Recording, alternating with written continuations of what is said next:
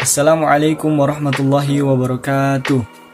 Baiklah, kami dari kelompok 2 akan memaparkan materi tentang sistem ekonomi. Jenis-jenis sistem ekonomi. Yang pertama yaitu sistem ekonomi liberal atau kapitalis. Sistem ekonomi liberal merupakan sistem perekonomian yang memberikan kebebasan seutuhnya dalam segala bidang perekonomian kepada setiap orang untuk memperoleh keuntungan seperti yang dia inginkan.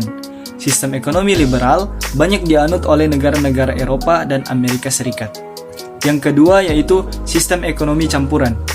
Sistem ekonomi campuran memiliki ciri-ciri yaitu jenis dan jumlah barang diproduksi ditentukan oleh mekanisme pasar. Hak milik swasta, alat produksi diakui, asalkan penggunanya tidak merugikan kepentingan umum. Pemerintah bertanggung jawab atas jaminan sosial dan pemerataan pendapatan. Ada persaingan, tetapi masih ada kontrol pemerintah. Berikutnya, sistem perekonomian perencanaan. Sistem perekonomian ini merupakan sistem ekonomi di mana ekonomi diatur negara. Dalam sistem ini, jalannya perekonomian sepenuhnya menjadi tanggung jawab negara atau pemerintah pusat. Yang keempat, sistem perekonomian Indonesia. Sistem negara menganut sistem ekonomi yang berbeda-beda, terutama Indonesia dan Amerika Serikat. Dua negara ini memiliki sistem perekonomian yang berbeda. Awalnya, Indonesia menganut sistem ekonomi liberal, yang mana seluruh kegiatan ekonomi diserahkan kepada masyarakat. Sistem perekonomian yang diterapkan oleh Indonesia adalah sistem perekonomian Pancasila.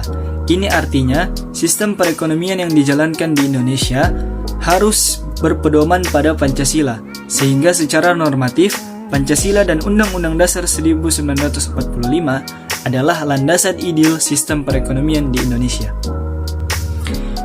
Berikutnya ciri-ciri sistem ekonomi kerakyatan. Yang pertama yaitu bertumpu pada mekanisme pasar yang berkeadilan dengan prinsip persaingan yang sehat. Yang kedua, memperhatikan pertumbuhan ekonomi, nilai keadilan, kepentingan sosial, dan kualitas hidup. Yang ketiga, mampu mewujudkan pembangunan berwawasan lingkungan dan berkelanjutan. Yang keempat, menjamin kesempatan yang sama dalam berusaha dan bekerja, adanya perlindungan hak-hak konsumen, dan perlakuan yang adil bagi seluruh rakyat. Yang keempat, sistem ekonomi Indonesia Undang-Undang Dasar 1945. Berikutnya, perekonomian terencana. Komunisme adalah sistem yang mengharuskan pemerintah memiliki dan menggunakan seluruh faktor produksi.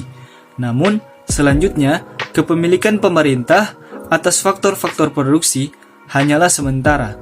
Ketika perekonomian masyarakat dianggap telah matang, pemerintah harus memberikan hak-hak faktor-faktor produksi itu kepada seluruh buruh. Uni Soviet. Sistem ekonomi tradisional. Perekonomian pasar bergantung pada kapitalisme dan liberalisme untuk menciptakan sebuah lingkungan di mana produsen dan konsumen bebas menjual dan membeli barang yang mereka inginkan dalam batas-batas tertentu. Sebagai akibatnya, barang yang diproduksi, penawaran dan permintaan berlaku ditentukan oleh mekanisme tersebut. Pada sistem ekonomi tradisional, kelebihan yang dapat dirasakan adalah terjaganya kondisi alam dan sumber daya karena tidak adanya eksploitasi yang berlebihan. Baiklah, itulah tadi pemaparan materi dari kelompok 2 tentang sistem ekonomi. Sekian dan terima kasih. Wassalamualaikum warahmatullahi wabarakatuh.